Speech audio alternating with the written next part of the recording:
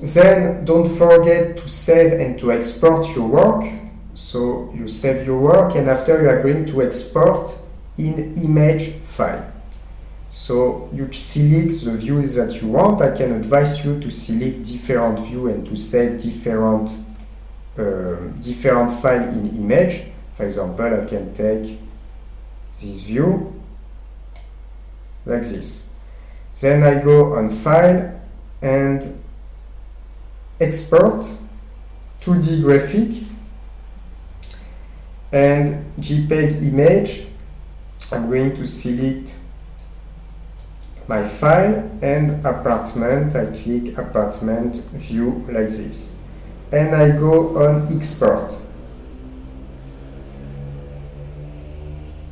So I go on Export like this, and after I have just to check. And this is the result of our rendering in SketchUp.